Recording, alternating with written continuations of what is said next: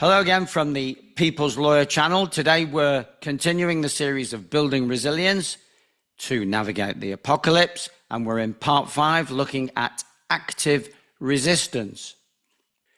One of the resiliences that we left out from an earlier installment in this series was social, collective action. So it's social resilience based on collective action, because when we come together, we are more powerful than if we are divided and conquered. Do not panic, organize. We have to organize. Organize like the penguins do when they are faced with a snowstorm.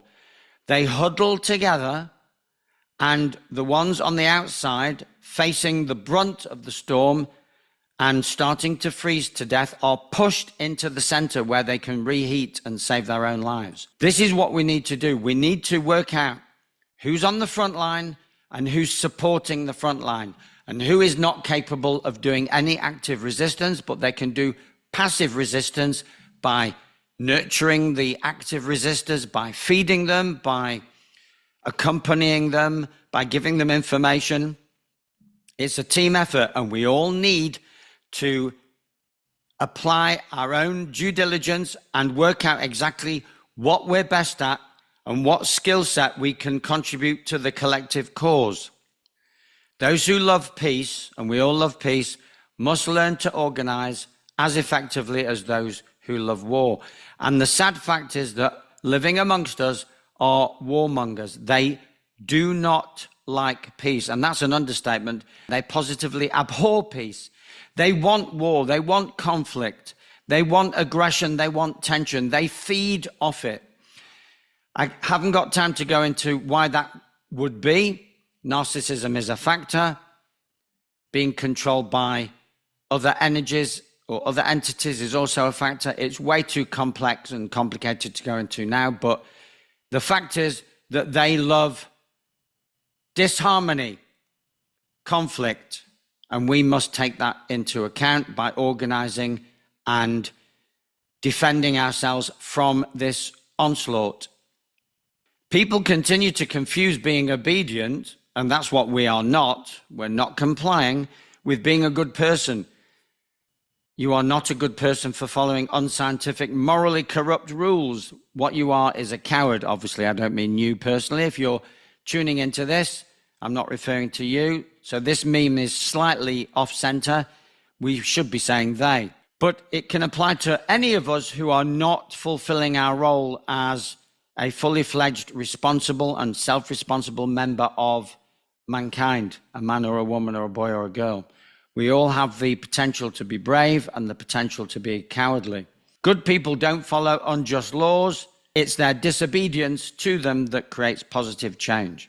We have been dragged up to comply with the unacceptable, to bow down to false gods, to worship false idols. And I don't mean anything too esoteric. Just obeying the teacher is bowing down to a false idol. Paying your bills is bowing down to a false idol. There are so many ways in the everyday life that we lead that we bow down to false idols.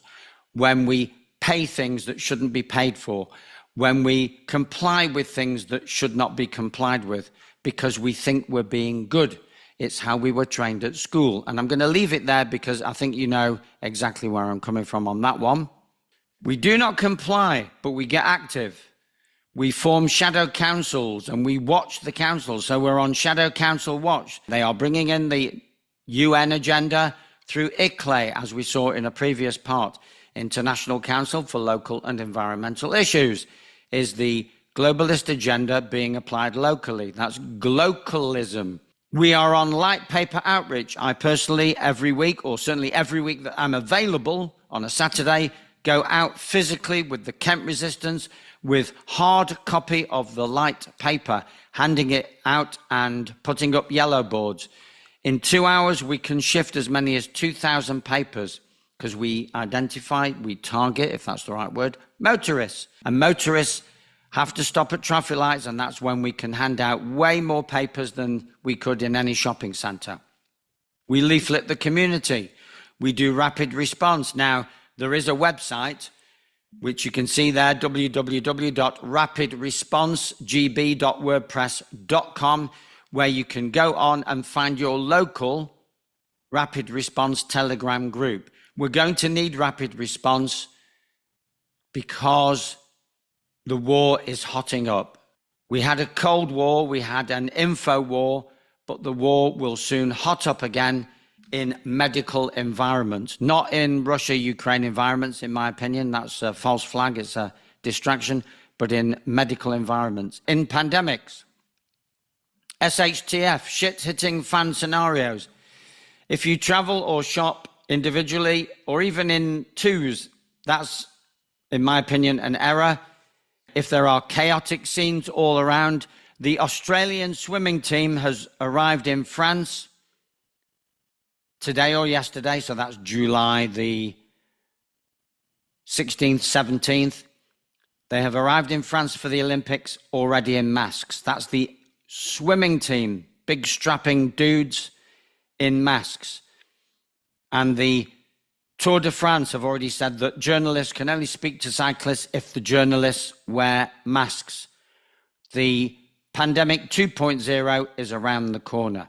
So if you're traveling in a pandemic, you need to be in groups of 3, ideally more, wherever you go. Shopping, that's even if shopping is allowed, in groups of 3. If one of you has to go somewhere, then they will have to have pre-arrangements, walkie-talkie setups to arrange for the movement of at least 3 people. The reason for this, or one of the reasons for this, is that the sanity or lawfulness of a man or woman with at least 2 supporting witnesses cannot easily be challenged. If you are traveling by yourself or even with one other, you can be separated or you can be isolated and your sanity called into question quite easily. If you're not wearing a mask for an alleged deadly disease, then you are, quote, insane, close quotes. You are, quote, dangerous, close quotes. And you need to be removed from the street, and it can easily be done with just 1 or 2 of you. It's much more difficult with 3 or more. Bear this in mind, please, folks. And that's biblical, by the way, that wherever 3 men or women go, they are in truth. If you have 2 witnesses, you are in truth. More SHTF scenarios. I just thought I would throw this in because it may be relevant if food becomes scarce. You will need rice, beans, or rice and chickpeas, and a source of omega fatty acids, so that's fatty fish, pilchard, sardines, salmon, flaxseed, or walnuts, or chia seeds, for those who are not carnivores, who are plant-based. That's all you need for long-term survival. All you need is that, obviously water as well, and that will help keep you going until the shit stops hitting the fan. If we're collapsing the matrix, I had a much longer list, but I wanted to pare it down to its bare essentials. Stop vaccinating, stop sending boys and girls to school, keep using cash everywhere as much as possible, ditch the television. If you haven't ditched your television, what's going on, guys? The television is the source of most of the evil. Television and schooling. Limit your use of your computer and do not go out with your mobile. Keep your mobile phone at home and keep it off. Get outdoors, get some fresh air. That's all for now in part 5. Thank you for tuning in. Keep liking and subscribing to the Telegram channel, the People's Lawyer Telegram channel and People's Lawyer YouTube channel, and subscribe to the website.